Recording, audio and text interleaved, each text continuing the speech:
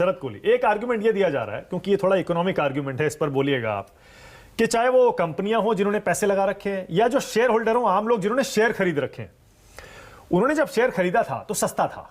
अगर मान लीजिए 10 गुना बढ़ के और 5 गुना कम भी हो गया तो भी LIC, SBI सब फिलहाल फायदे में ही है, इंडिविजुअल इन्वेस्टर भी फायदे में है। इस तर्क में कितना दम है? नहीं, ये सही है, क्योंकि ये किस लेवल पे शेयर्स खरीदे गए हैं ये उस पर डिपेंड करता है, पहली बात तो। और अगर मैं बात LIC की करूं, जिनका कि करीब करीब मेरे हिसाब से 36-37 हजार करोड़ रुपए का निवेश है सारा मिला के, और पूरा 10.5 लाख करोड़ के आसपास का LIC का कुल इक्विटी में एक्सपोजर है, तो आप परसेंटेज निकाल लीजिए, मेरे ख्याल 1% भी नहीं आती, कितनी बहुत मामूली आती है। और इक्विटी मार्केट में मानक जब कोई इन्वेस्ट करता है तो वो ये तैयारी करके करता है कि ये फ्लक्चुएट करेगी, वो रिस्क लेने के लिए पहले तैयार। कोई भी शेयर मार्केट में जाके बाद में नहीं सोचता कि ओहो मैंने ये क्या किया, यहां तो शेयर बहुत ज्यादा फ्लक्चुएट होते हैं, वो पहले से एलोकेशन होता है।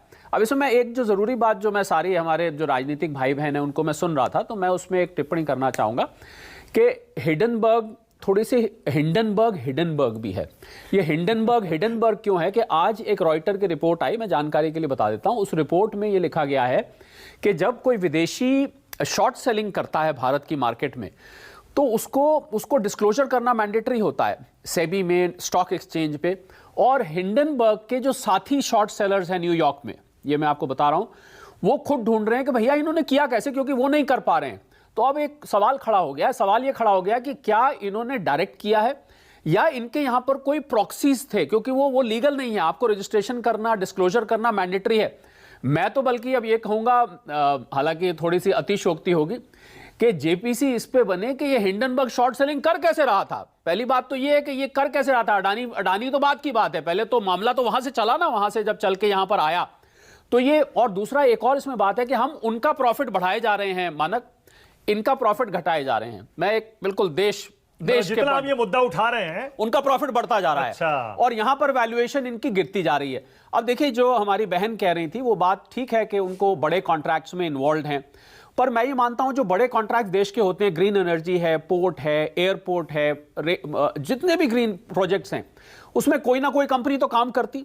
जो भी कंपनी काम करती उसको इंफ्रास्ट्रक्चर, उसके जो शेयर्स होते वो लिस्ट भी होते, वो काम करती, तो कोई ना कोई तो टेंडर उठाता। अब सवाल यह है कि एक ही कंपनी को टेंडर मिला, तो अगर आप क्वालिफाई कर रहे हैं तो उसको टेंडर मिलेगा। और मैं इसमें अडानी ग्रुप ने गलती क्या करी है, अडानी ग्रुप ने गलती यह करी है, पहली बात तो उनको जो सारा हंगामा इसलिए खड़ा हुआ, अगर वो FPO पोस्टपोन कर देते जिस दिन रिपोर्ट आई, तो उनको FPO आगे नहीं लाना चाहिए था। दूसरी गलती उन्होंने क्या करी कि जब FPO निकाल दिया तो अपनी साख पे ले लिया, और 3200 रुपए का जब शेयर था प्राइस बैंड में, 2100 रुपए उस टाइम रेट था, मैंने चेक किया, तो 2100 रुपए पे किस बेवकूफ ने उसको सब्सक्राइब कर लिया। 3200 रुपए का शेयर अगर आपको प्राइस बैंड पे मिल रहा है तो 2100 रुपए तो मैं मार्केट से खरीद सकता हूं, तो उसको भरवाया, और भरवा के फिर उन्होंने उसको वापस करना पड़ा।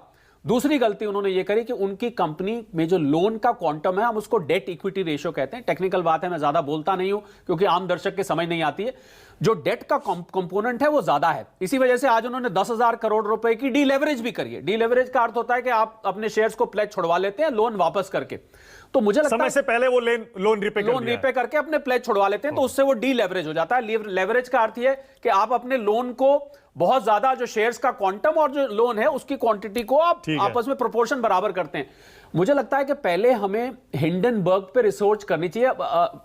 बुरा ना माने अगर मेरे बाकी वो मुझे कह देते हैं कि बीजेपी का प्रवक्ता है, प्रॉक्सी। आप जब देखिए एक एक्सपर्ट को जब आप बुलाएंगे तो वो कोई तो ओपिनियन देगा ना, कभी वो ओपिनियन इधर होगी उधर होगी। मुझे लगता है कौवा कान ले गया, हम कौवे के पीछे भाग रहे हैं, पहले देख लें कान लगा हुआ है कि नहीं है। उसमें जो बैंकों के पास प्लेज है, जो सिक्योरिटीज रखी है कोलेट्रल, उसमें पोर्ट्स, एयरपोर्ट्स, ये सब प्लेज ने, शायद जानते नहीं है लोग, जो स्टेट बैंक ने लोन दिया हुआ है 27,000 करोड़ मतलब का, सेफ है, पूरी तरह से कोलेट्रल सिक्योरिटी उसकी है। और जहां तक इन्वेस्टिगेशन की बात है, मैं जेपीसी पे आखिरी बात बोलता हूं। देखिए, सेबी ये बहुत टेक्निकल मैटर है, इसको सिवाय सेबी के, आपको मैं अब एक बात बता देता हूं, जेपीसी जो मांग कर रहे हैं, सिवाय सेबी के इसको जेपीसी टेक्निकली क्वालिफाइड नहीं हो पाएगी उसको करने में, क्योंकि आपको मदद लेनी पड़ेगी मार्केट ऑपरेटर्स की, वो सेबी है। तो आपको अल्टीमेटली अगर जेपीसी भी होगी तो जाएगी वो सेबी के थ्रू ही जाना पड़ेगा। तो सेबी इस पे इन्वेस्टिगेशन कर रहा है। मुझे लग रहा है जब तक पर सेबी रिपोर्ट पर तो विपक्ष को भरोसा नहीं है ना, वो तो ये कहते हैं सरकार की संस्था है, सरकार का तोता है, पिट्ठू है, वो तो कुछ काम करेगा नहीं हमारे हिसाब से। देखिए, एक इल्जाम जो लगा राउंड ट्रिपिंग का कि भाई वो वहां कंपनीज बना के, अभी जो बयान आप सुना रहे थे कि कंपनीज बना के वहां से शेयर्स में रिगिंग करी गई, उनकी प्राइस बढ़ाई गई, बढ़ाया गया जबरदस्ती।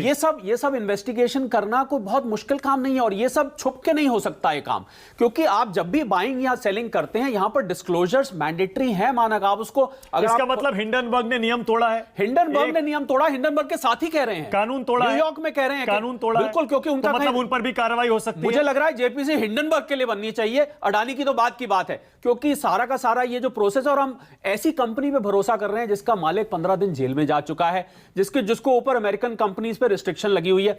मुझे लग रहा है कि बिल्कुल हिंडनबर्ग की रिपोर्ट के बेसिस पे हम इतना ज्यादा रिएक्ट कर रहे हैं, हम अपने देश को हानि पहुंचा रहे हैं, मुझे लग रहा है। लेकिन शरद कोहली देखिए, हिंडनबर्ग वही बात है ना, कई बार कोर्ट में भी ऐसे मामले आते हैं कि भाई जो गवाही दे रहा है वो तो खुद मर्डरर है या तो खुद अपराधी है, लेकिन जो वो कह रहा है उसमें कितना दम है? उसने जो रिपोर्ट जारी की हिंडनबर्ग में, क्या उसके फैक्ट्स पर बात नहीं होनी चाहिए? और अगर उसकी रिपोर्ट के फैक्ट्स गलत होते शरद कोहली, आपको नहीं लगता अब तक तो डेफेमेशन का बहुत लंबा चौड़ा केस अडानी ग्रुप ने हिंडनबर्ग पे कर दिया होता?